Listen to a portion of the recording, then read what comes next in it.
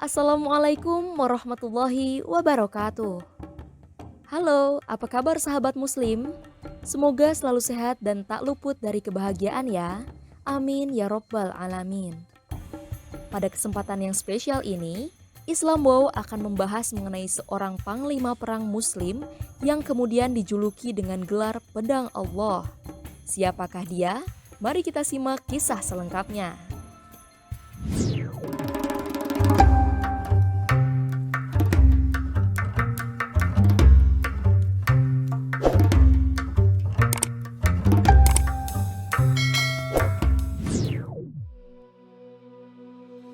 Pada masanya, penyebaran Islam berkembang pesat ke seluruh dunia, yaitu pada masa Kekaisaran Romawi Bizantium dan Kekaisaran Sasanid Persia.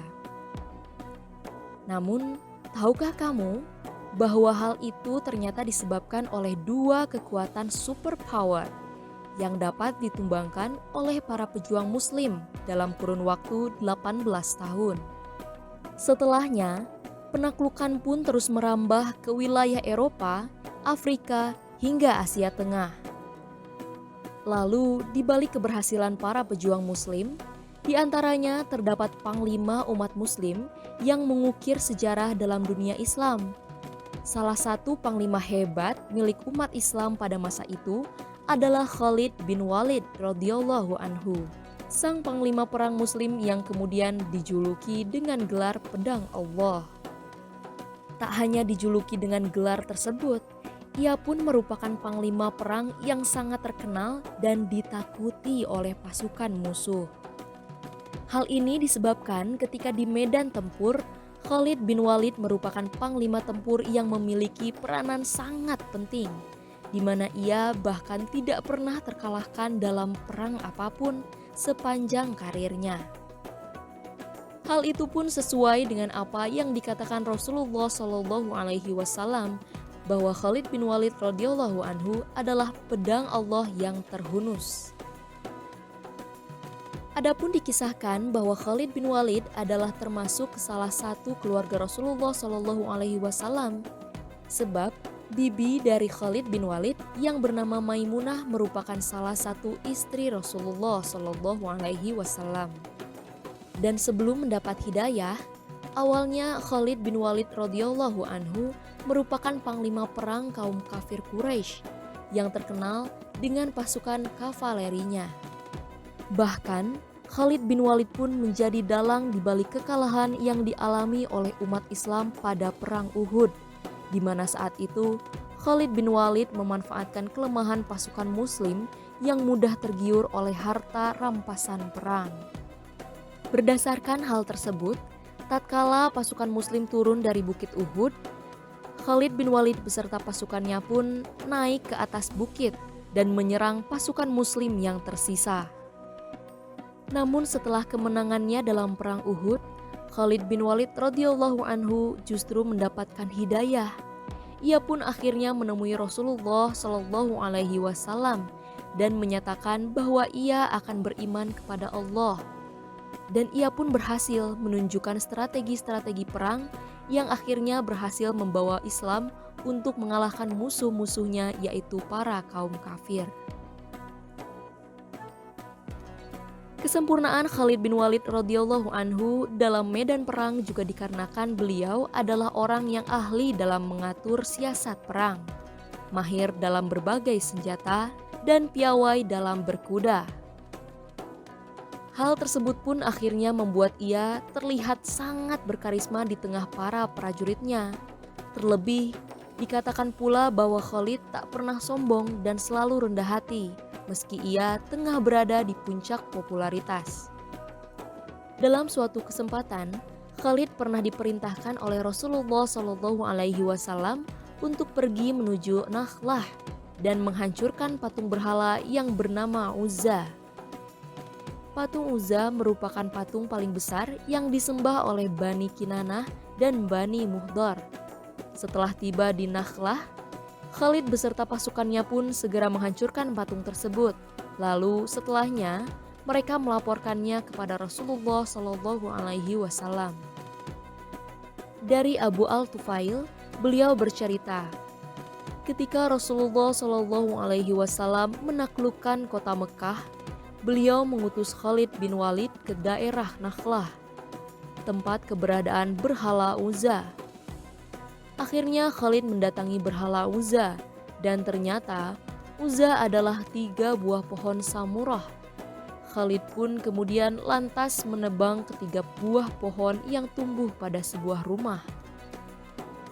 Setelah menebangnya, Khalid pun menghancurkan bangunan rumah tersebut. Setelah selesai, Khalid segera menghadap Nabi Shallallahu Alaihi Wasallam dan melaporkan apa yang telah dia kerjakan. Nabi Shallallahu Alaihi Wasallam pun berkata, "Kembalilah karena engkau belum melakukan apa-apa." Akhirnya ia kembali. Lalu ketika para juru kunci Uzza melihat kedatangan Khalid, mereka menatap ke arah gunung yang ada di dekat lokasi sambil berteriak, "Wahai Uzza! Wahai Uzza! Khalid akhirnya mendatangi puncak gunung." Ternyata Uzza itu berbentuk perempuan telanjang yang mengurai rambutnya. Saat kedatangan Khalid, Uzza saat itu sedang menuangkan debu ke atas kepalanya dengan menggunakan kedua telapak tangannya. Tanpa menunggu lama, Khalid pun segera menyebatkan pedang ke arah jin perempuan Uzza, sehingga ia pun akhirnya berhasil membunuhnya. Setelah itu, kembali Khalid menemui Nabi Shallallahu Alaihi Wasallam dan melaporkan apa yang telah dilakukannya.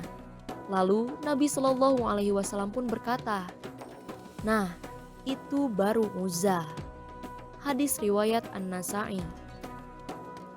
Selama memimpin pasukan Muslim, Khalid telah ikut lebih dari 100 pertempuran melawan Kekaisaran Bizantium, dan ia selalu membawa pasukannya untuk menang.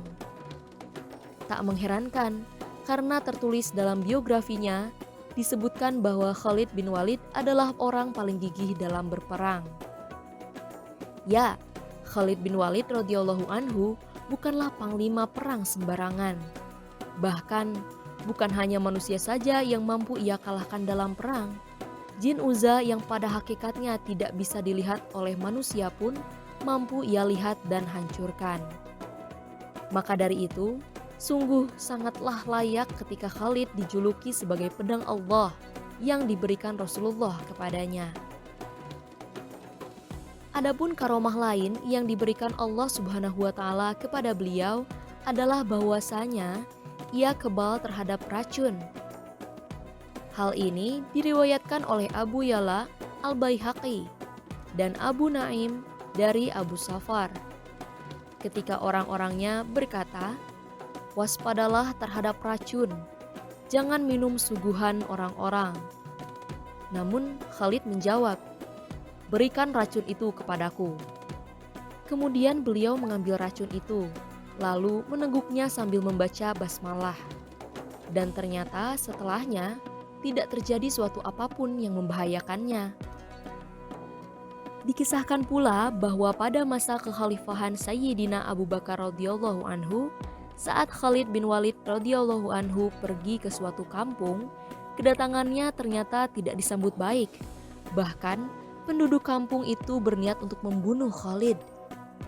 Lalu mereka pun menyuruh Abdul Masih untuk menyambut Khalid dengan membawa minuman yang mengandung racun ganas. Sebelum meminumnya, Khalid lalu berdoa dengan menyebut nama Allah, Tuhan langit dan bumi, dengan menyebut nama Allah yang tidak akan mencelakakan hambanya, karena namanya mengandung obat. Kemudian Khalid meneguk minuman beracun itu. Abdul Masih kembali ke kaumnya seraya berkata, "Hai kaumku, ia telah meminum racun ganas itu, tetapi ia tidak apa-apa." Lalu pada akhirnya kaum itu pun berdamai dengan orang-orang Muslim. Kisah ini diceritakan oleh Al-Kalbi. Lalu ketika Khalid meninggal, tahukah kamu bahwa kematiannya tersebut tidak terjadi tatkala ia sedang berada di medan perang ataupun ketika ia meminum racun. Justru sebaliknya, atas kehendak Allah Subhanahu wa Ta'ala, beliau meninggal di atas tempat tidur dikarenakan sakit yang ia derita. Masya Allah, semoga kisah ini dapat menambah ilmu dan menambah ketaatan kita kepada Allah Subhanahu wa Ta'ala. Akhir kata, jangan lupa untuk selalu support channel Islam Wow dengan cara like, komen, dan subscribe. Wassalamualaikum warahmatullahi wabarakatuh.